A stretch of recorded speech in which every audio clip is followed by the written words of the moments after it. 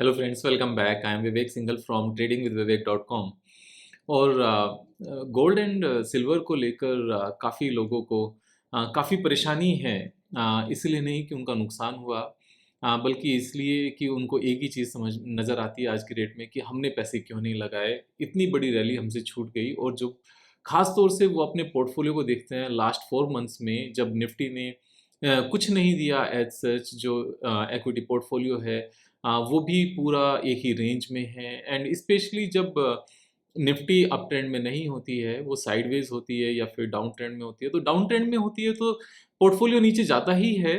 लेकिन जब Nifty sideways भी चल रही हो ना, एक रेंज में चल रही हो, उस टाइम पर भी जनरली इक्विटी पोर्टफोलियो सभी लोगों के ऊपर नहीं जाते, वो एक रेंज में भी नहीं रहते, वो थोड़े थोड़े से नीचे को ही आते हैं।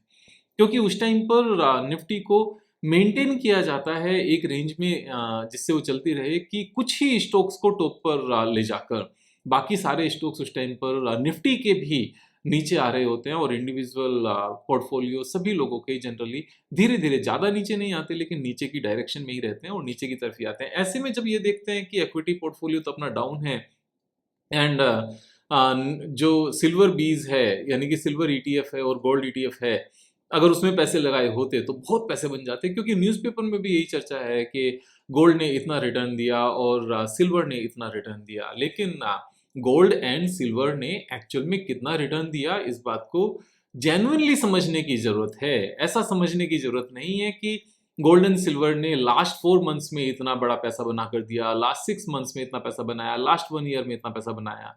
अगर कोई ये कहता है कि लास्ट 1 ईयर में इतना पैसा बनाया, तो क्या किसी को सपना आया था कि नेक्स्ट 1 ईयर में इतना पैसा बनेगा गोल्ड में, और सिल्वर में भी इतना पैसा बनेगा? क्या किसी को सपना आया? जिन लोगों के पैसे बने, क्या वो बहुत ज़्यादा स्मार्ट थे, या बाई चांस की बात है कि उन्होंने 1 साल पहले ही पैसे लगाए और अभी टॉप पर जिस दिन लाइफ टाइम हाई बनेगा, मीन्स जो टॉप बनेगा, पीक बनेगा, वो वहीं पर निकलेंगे और पीक में भी उस दिन टॉप पर ही निकलेंगे?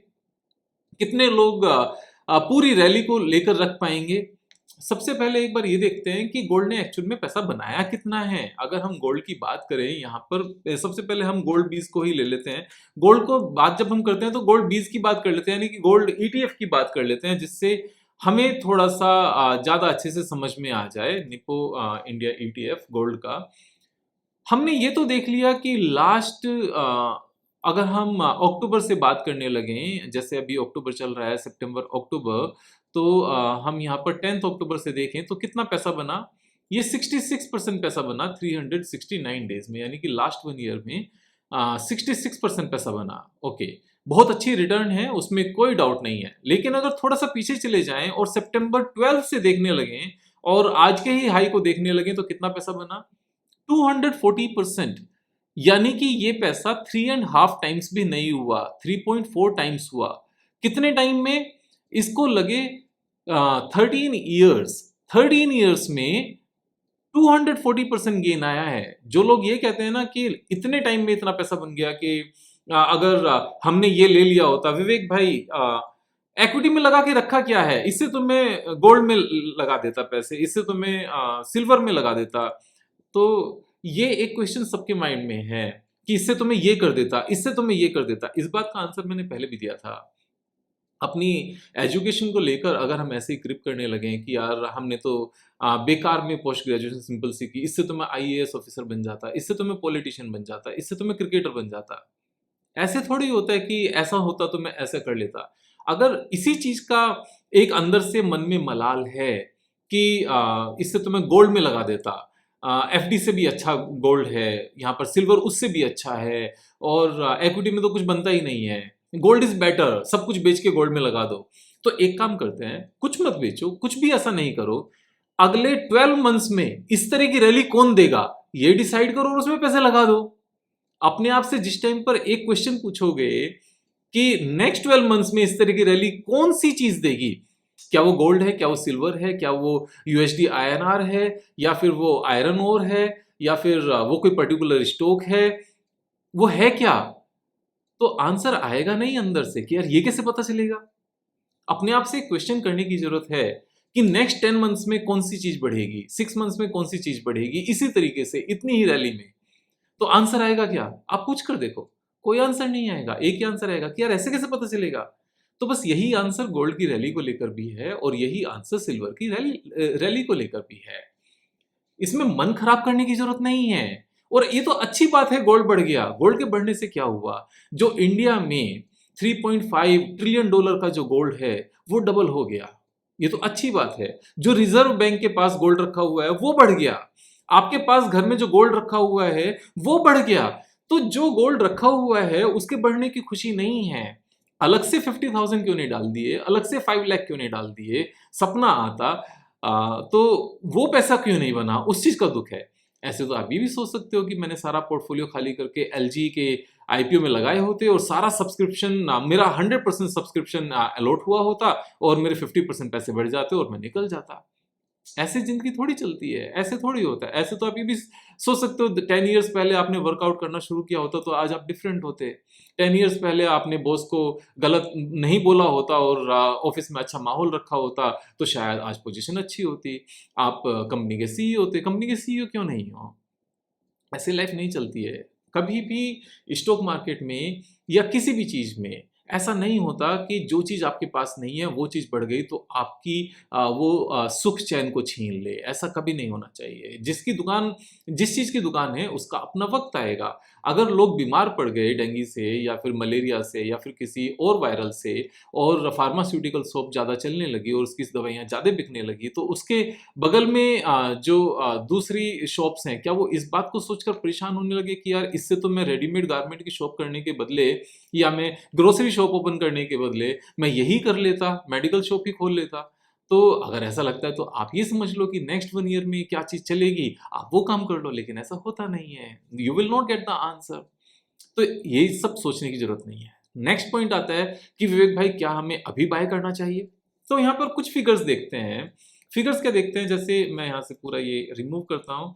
आपको क्या लगता है कि यहाँ जो ये हाईएस्ट एवर वॉल्यूम्स हैं इतना टॉप पर इस लेवल पर, यहाँ जो समझदार विजडम वाले लोग हैं, इन्वेस्टर्स हैं, वो बाय कर रहे होंगे after this much of huge rally, या यहाँ पर रिटेलर्स फोमो क्रिएट करके, फोमो फील करके, fear of missing out feel करके वो परचेज कर रहे होंगे। अगर हम यहाँ पर सिल्वर बीज की बात करने लगे तो सिल्वर बीज में भी जो सिल्वर ईटीएफ है, आज जो ये गिरावट है 3.3% की, बिल्कुल टॉप पर एक रेड कैंडल बनी हुई और ग्रीन कैंडल को पूरा इसने एंगल्फ किया हुआ है और सेम लेवल की वॉल्यूम है। यहाँ पर कौन खरीद रहा होगा? कौन बाय कर रहा होगा? क्या यहाँ पर जो बड़े बड़े बिलियनियर्स हैं वो बाय कर रहे होंगे? जो मल्टी मिलियनियर्स हैं, जो वाइज इन्वेस्टर्स हैं वो बाय कर रहे होंगे, या वो यहाँ पर निकाल रहे होंगे?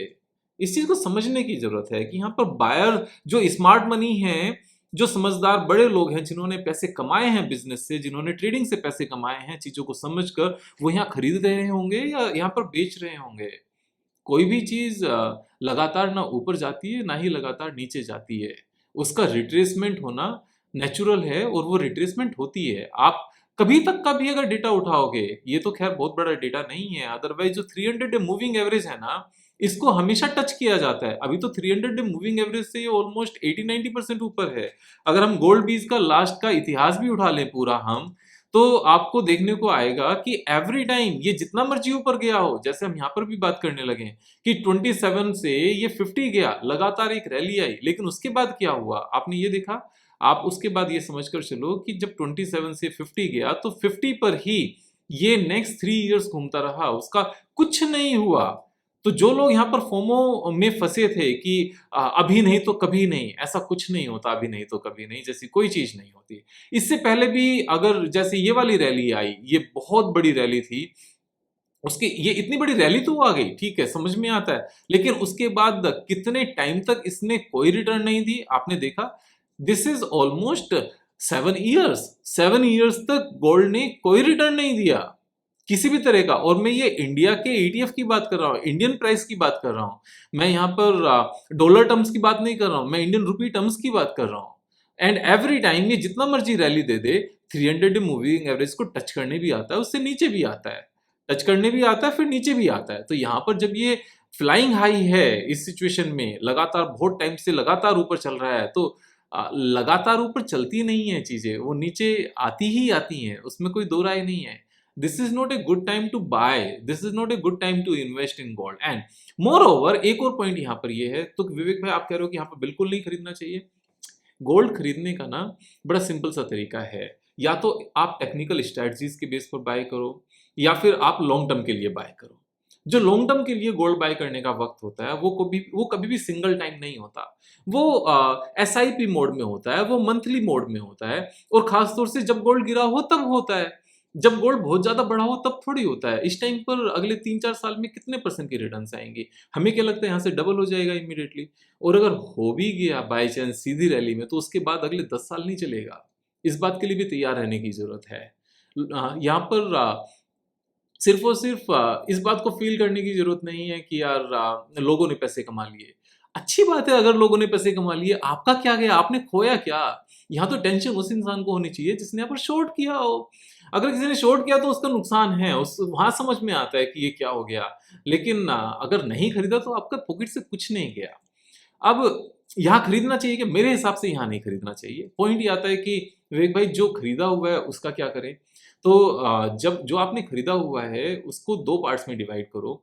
अपने आप से ये पूछो कि आपने लॉन्ग टर्म के लिए बाय किया था या आपने ट्रेडिंग के लिए बाय किया था। अगर ट्रेडिंग के लिए बाय किया था तो टेक्निकल टारगेट आपने कुछ लिया होगा, किसी चार्ट पैटर्न के बेस पर लिया होगा, कुछ वैल्यू माइंड में रखकर ली होगी, उस टेक्निकल टारगेट के बेस पर, या जो प्राइस आपने माइंड में सोचा था उस प्राइस पर निकलो और ट्रेडिंग का अपना प्रॉफिट लो और एंजॉय करो। आप अच्छा फील करो कि आपने इस ट्रेडिंग में पैसा कमाया। लेकिन अगर आपने लॉन्ग टर्म के लिए लिया है कि इतना पैसा टोटल नेटवर्थ का मुझे गोल्ड में रखना है, तो उस पैसे को गोल्ड में लगा रहने दो, क्योंकि वो लॉन्ग टर्म है। यहाँ पर अपने पर्पस को बेकार नहीं करो। जो आपका ऑब्जेक्टिव था गोल्ड परचेज करने का, उस ऑब्जेक्टिव पर बने रहो। तो फ्रेश खरीदना है क्या, ये सही टाइम नहीं है। लेकिन लॉन्ग टर्म के लिए खरीदना है, लगातार खरीदते रहो एवरी मंथ थोड़ा सा, जिससे ये जो बहुत ज्यादा हाई है यहाँ से नीचे भी आया तो लगातार आप परचेज कर पाओगे। लमसम में यहाँ पर परचेज करना है क्या? मेरे हिसाब से नहीं करना चाहिए, even though it can go further up. लेकिन फिर भी जो समझदारी है वो समझदारी ये कहती है कि इस टाइम पर लमसम में परचेज नहीं करना चाहिए, SIP में करना चाहिए। अगर लॉन्ग टर्म का आपका होराइजन है और आपको गोल्ड रखना ही है तो ऑफकोर्स करना चाहिए। जो ऑलरेडी लिया हुआ है उसको बेचना चाहिए क्या रखना चाहिए? अगर आपने लॉन्ग टर्म के लिए के लिए लिया था तो उसको रखना चाहिए, और अगर आपने ट्रेडिंग के लिए लिया था तो उसको टेक्निकल टारगेट पर निकलना चाहिए।